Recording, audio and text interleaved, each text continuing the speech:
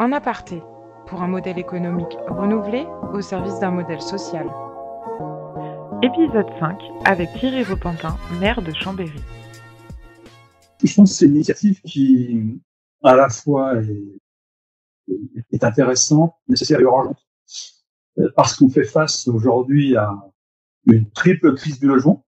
Il y a une crise immobilière qui devient une crise du logement, il y a une crise de la production, et puis il y a une crise aussi du modèle économique des organismes de logement sociaux. Et pour donner des exemples peut-être plus locaux, sur Chambéry notamment, sur son agglomération, on a 7000 demandes de logements sociaux qui sont en attente. Sur la Savoie, c'est 15 000. C'est une proportion qui fait qu'on a une augmentation de 20% en 4 ans, ce qui est significatif. Et en même temps, on a une production de logements qui ralentit fortement. Les bailleurs sociaux sont très fragilisés. Ils le sont depuis la mise en place de la RLS, de l'inflation aujourd'hui des coûts de la construction, de la réduction des aides à la pierre quand il en reste. Et du coup, il est vraiment essentiel de pouvoir expérimenter de nouveaux modèles qui soient plus souples peut-être, plus adaptés aux réalités locales aussi, puisqu'on sait qu'on a une très grande diversité de notre territoire, et pour continuer à produire du logement social et abordable, qui est un segment qui est le plus difficile à faire sortir, et qui correspond le plus à la demande de nos concitoyens aujourd'hui compte tenu de leur pouvoir d'achat. Il faut vraiment redonner toute leur place aux organismes de logement social.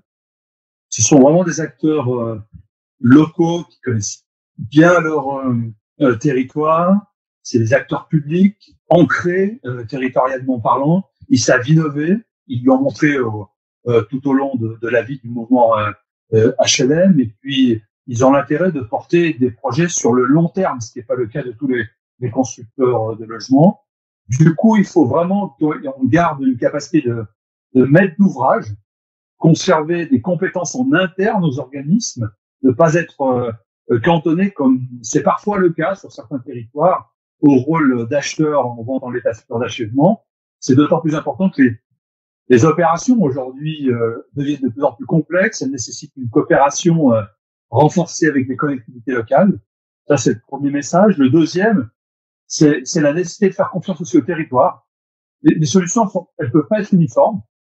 Nous avons besoin de règles plus souples, adaptées aux contextes locaux, de contrats d'objectifs qui soient co-construits localement, parce qu'on a besoin d'un État qui fixe en quelque sorte le cap, mais on doit laisser aux collectivités, aux acteurs de terrain, vraiment la liberté d'inventer les solutions.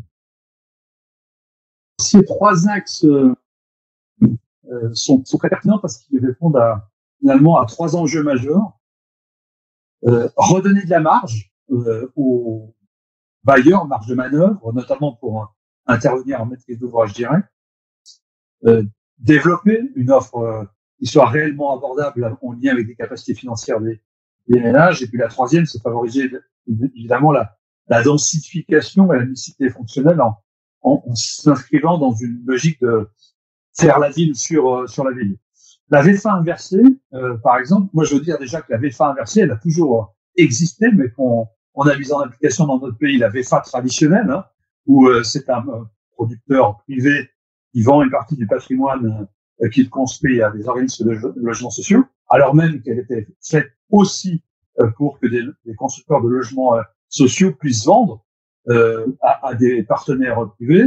Ça permet du coup cette VFA inversée à des organismes d'être à l'initiative du projet, de construire des opérations mixtes et de garder la maîtrise d'ouvrage. C'est très très important.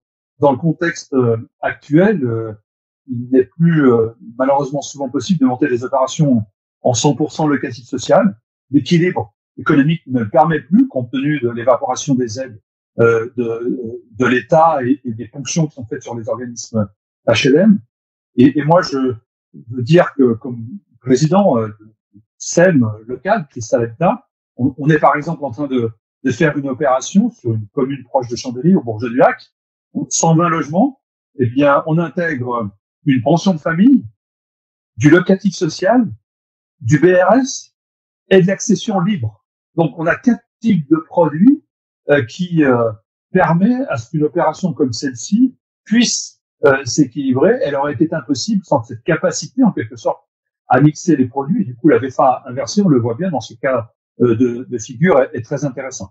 Les micro-concessions, c'est des outils finalement qui sont aussi précieux pour traiter des opérations complexes, de renouvellement de quartier, qui implique du portage foncier, de la mixité fonctionnelle et du recyclage foncier. Et pour réaliser ces opérations, les organismes doivent pouvoir se positionner en tant qu'ensemblier local.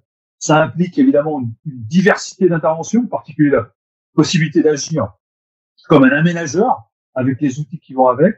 Ils peuvent être aussi amenés à assurer un rôle de portage foncier qui est bien souvent indispensable pour permettre ces opérations.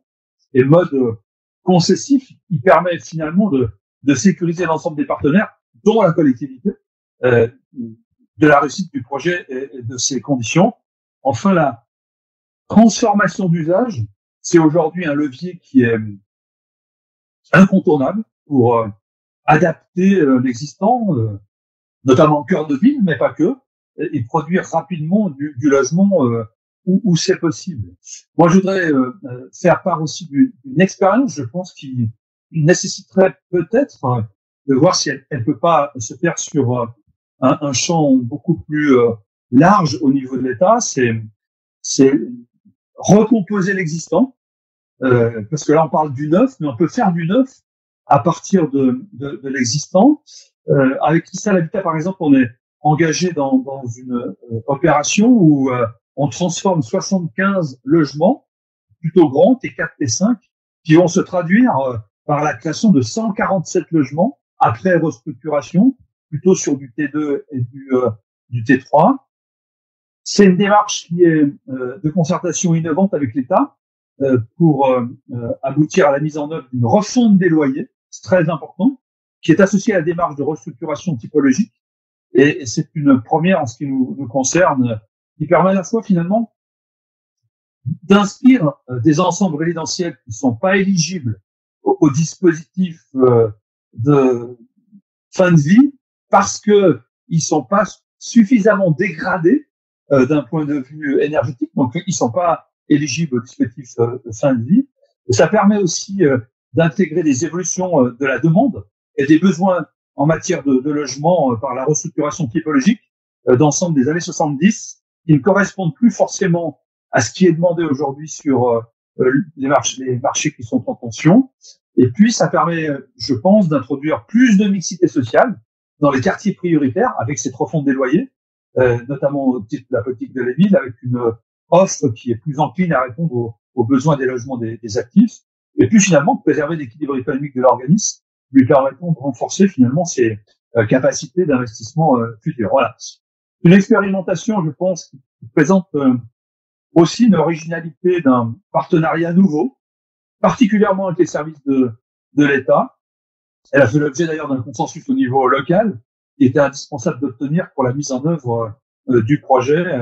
Et je pense qu'elle a peut-être pour les organismes HLR une expérimentation qui peut-être être reconduite sur d'autres sites, notamment sur les marchés en tension. En aparté, pour un modèle économique renouvelé au service d'un modèle social. Un événement engagé, collaboratif et tourné vers l'avenir du logement. Rendez-vous le 7 novembre 2025.